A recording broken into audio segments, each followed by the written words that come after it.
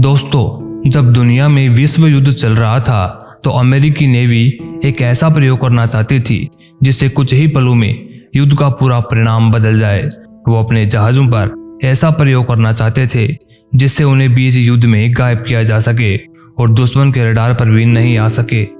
इस प्रयोग को पूरा करने के लिए उन्हें दो महान वैज्ञानिकों अल्बर्ट आइंस्टीन और निकोला टेस्ला की जरूरत थी, क्योंकि जिन सिद्धांतों और नियमों से उस जहाज को गायब किया जा सकता था उन सिद्धांतों पर ये दोनों वैज्ञानिक काम कर रहे थे।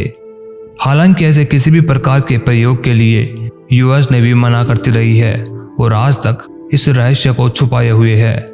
इस एक्सपेरिमेंट को लेकर पहला खुलासा कार्ल एलेंडे नाम के एक व्यक्ति ने किया था। सन 1956 में कार्ल एलेंडे ने इस एक्सपेरिमेंट का खुलासा करते हुए एक वैज्ञानिक मोरिस के जेसप को 50 खत लिखे। अपनी बातों की सत्यता साबित करने के लिए एलेंडे ने उस खत में दो ऐसे लोगों के नामों का भी जिक्र किया जो इस घटना के चश्मदीद थे। साथ ही कार्ल एलेंडे का यह भी मानना था कि इस एक्सपेरिमेंट में आइंस्टीन की अनफील्ड थ्योरी का इस्तेमाल किया गया था। इसके बाद साल 1983 में एक अमेरिकी नेवल ऑफिसर अल बिलेक ने यह दावा किया कि वह उस एक्सपेरिमेंट के दौरान उस जहाज पर मौजूद थे और वह समय की यात्रा भी करके आए थे। उनका दावा था कि वो अमेरिकी वैज्ञानिकों द्वारा किए जा रहे टाइम ट्रेवल से जुड़े कई प्रोजेक्ट्स में भी काम कर चुके हैं। हालांकि साल 2011 में इनकी मौत हो चुकी है और कुछ लोग इन्हें पागल भी कहते थे। लेकिन क्या एक पागल आदमी इस तरह की साइंस की बातें कर सकता है?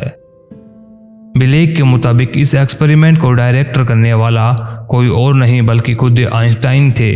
इस एक्सपेरिमेंट को सफलता तब मिली जब मशहूर साइंटिस्ट निकोला टेस्ला ने एक छोटे नाव पर इस टेक्नोलॉजी को आजमा कर देखा। जब इस एक्सपेरिमेंट को एक बड़े वर्षिप पर आजमाने का टाइम आया तो निकोला टेस्ला किसी विचित्र कारणवश पीछे हट गए और उन्होंने इस कार्य को किसी और साइंटिस्ट को सौंप दिया और इसके साथ एक वार्निंग भी दी। अगर इस एक्सपेरिमेंट को जारी रखा जाए तो बहुत ही भयंकर परिणाम हो सकते हैं। बिलेक के मुताबिक यूएसएस एल्ड्रिच का अचानक से गायब होना और फिर वापस आना निकोला टेस्ला के जीरो टाइम रेफरेंस जनरेटर के कारण ही संभव हो पाया था।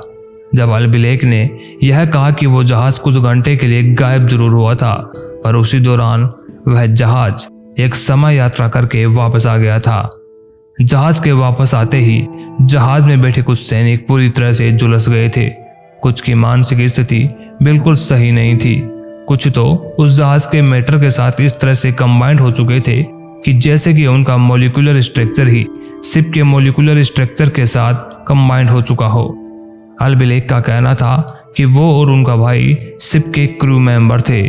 यूएस टाइम वार्प के दौरान वह 1983 के किसी खुफिया जगह पर पहुंच चुके थे। आइंस्टीन की थ्योरी के मुताबिक यह माना गया है कि यूनिवर्स में 4 डायमेंशन है, लेकिन इस एक्सपेरिमेंट की वजह से डायमेंशन में कर्वेचर हो गए थे, जिसके चलते एक वार्म होल क्रिएट हो गया, जिससे होकर अल बिलेक और उनके भाई किसी और वक्त में चले गए थे। कहा जाता है कि जब सैनिकों को जहाज मिला तो उनके होश उड़ गए थे, क्योंकि जहाज पर कई सैनिकों की मौत हो गई थी। वहीं कुछ सैनिक जो जिंदा मिले वो पागल हो गए थे और कुछ सैनिक जहाज के मलबे में ही दबे पाए गए थे। दोस्तों, ये जानकारी आपको कैसी लगी ये हमें कमेंट बॉक्स में जरूर बताएं। साथ ही साथ ऐसी और भी जानकारियां प्राप्त करने के लिए हमारे चैनल को सब्सक्राइब जरूर कर लें। धन्यवाद।